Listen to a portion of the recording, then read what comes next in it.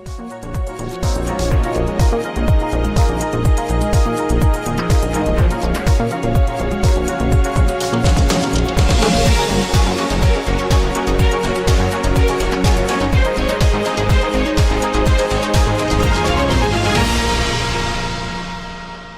पूर्वी दिल्ली के Sadra north zone के डिप्टी कमिश्नर द्वारा लगातार अपने क्षेत्र में स्वच्छता अभियान चलाए हुए हैं। वह जगह जगह क्षेत्र में दौरा कर रहे हैं और अपने अधिकारियों को निर्देश दे रहे हैं कि जहां भी कोई समस्या दिखाई दे उसका तुरंत निपटारा किया जाए। आप तस्वीरों में देख सकते हैं, ये क्षेत्र में दौरा करते सादरा नॉर्थ जोन के डिप्टी कमिश्नर अमित कुमार शर्मा हैं, जो उत्तर पूर्वी दिल्ली के सीलमपुर चौहान बागर क्षेत्र में स्कूलों, नालों और मेन सड़कों पर सफाई व्यवस्था का जायजा ले रहे हैं। साथ ही यह भी दिशा निर्देश दे रहे हैं कि जहां पर भी कूड़ा दिखाई दे उसका तुरंत निपटारा किया जाए। क्या कुछ कहना था सादरा नॉर्थ जोन के डिप्टी कमिश्नर अमित कुमार शर्मा का, देखिए हमारी एक खास रिपोर्ट। जो है कल मैं सीलमपुर में था, आज चौहान बांगर में था और सुबह 1-1.5 घंटे का हम लोगों का राउंड रहता है। उसमें जो सफाई के एसआई, एएसआई, सीएसआई और मलेरिया इंस्पेक्टर और हॉर्टिकल्चर के लोग और स्कूल के जो लोग हैं टाइप करके और मेंटेनेंस का जो जेई है और वहाँ के नोडल ऑफिसर साथ में रहते हैं, पूरी टीम साथ रहती है और उसका ध्येय यही रहता है रेगुलर राउंड का कि इलाके में कैसी सफाई व्यवस्था चल रही है। और ये मलेरिया इंस्पेक्टर जैसे आजकल डेंगू वगैरह का वो है तो वो दवाई वगैरह छिड़की जा रही है नहीं, कहीं पानी का कलेक्शन है या नहीं है। और एक जनता के द्वारा जो है वहाँ पे जब जाते हैं नीचे पतली पतली गलियों में कहीं कोई मतलब एक ही क्या होता है कोई विशेष, जैसे एक जगह कल बहुत बड़ी समस्या उन्होंने बताया मेरे को सीलमपुर में कि एक पंप की आवश्यकता है। अंदर से एक बिल्कुल मोहल्ले से नाला जाता है छोटा जो रेजिडेंशियल एरिया से जा रहा है, उसमें एक और पंप की आवश्यकता है। एक ऑलरेडी लगा हुआ है बट एक पंप की और आवश्यकता है और वो बड़ी जेन्युइन प्रॉब्लम है, उसके लिए हम प्रयास कर रहे हैं। सफाई से रिलेटेड रहती है, कई बार लोग शिकायत करते हैं कि एएसआई 2 दिन से कूड़ा नहीं उठा, 3 दिन से नहीं हुआ, तो बट ये रेगुलर घूमने से वार्ड में तो पूरी व्यवस्था थोड़ी चुस्त रहने की संभावना रहती है और एक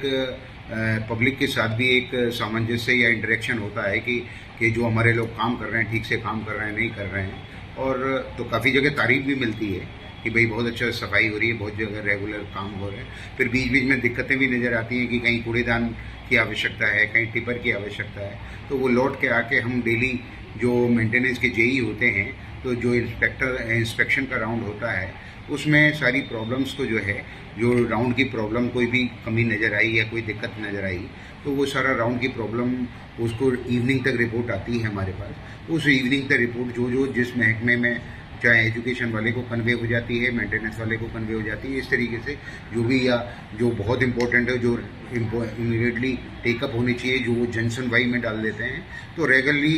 एक मेरे डीसी ऑफिस में एक आदमी जन सुनवाई देख रहा है, एक एमएलए, एमपी, म्यूनिसिपल काउंसलर या पब्लिक से जो एसएमएस वगैरह आ जाते हैं, व्हाट्सएप आते हैं, उन प्रॉब्लम्स को देख रहा है और एक आदमी जो है जो इंस्पेक्शन की रिपोर्ट्स है, इंस्पेक्शन में कमी नज़र आई, कहीं स्कूल वाला बोल रहा है कि मेरा गार्डन नहीं कटा, मेरी घास नहीं कटी, मेरा या टिपर नहीं आया, मेरे को ये नहीं मिल रहा या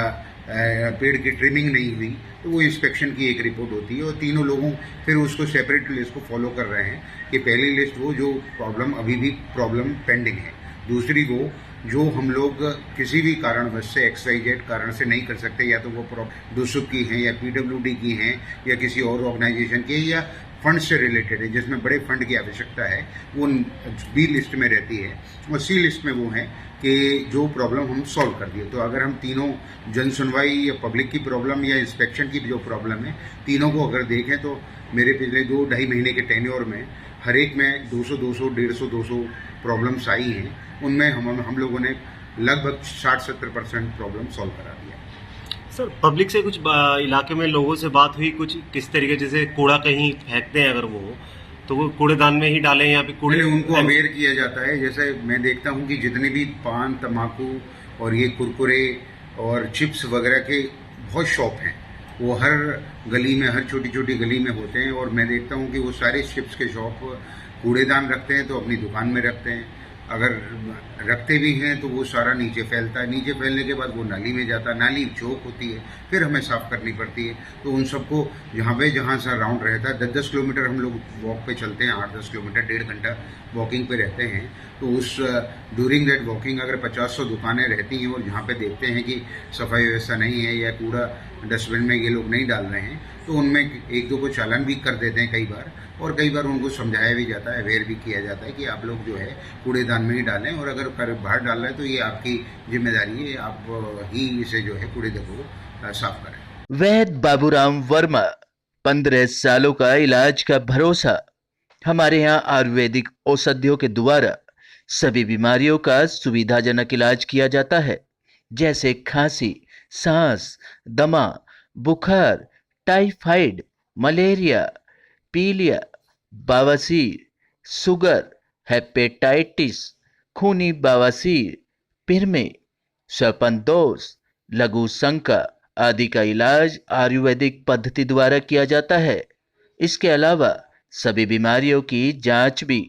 तसल्ली बख्श की जाती है, जैसे अल्ट्रासाउंड, एक्सरे, ईसीजी, रक्त, मलमूत्र, वीर्य की जांच इत्यादि। हमारे यहाँ दिल्ली सरकार द्वारा टीकाकरण, टीबी का इलाज व जांच मुफ्त की जाती है। हमारा पता है वैद बाबूराम वर्मा चैरिटेबल सोसाइटी, 329 गली number 9, Mandoli extension, near Nand Nagri bus depot के सामने, दिल्ली 93। आप हमारे नंबरों पर भी संपर्क कर सकते हैं। हमारे फ़ोन नंबर हैं 9213329205, 9211478312, 9910418312। आप हमारे चैनल पर भी दिए गए नंबरों पर भी संपर्क कर सकते हैं। हमारा फ़ोन नंबर है 8506973234।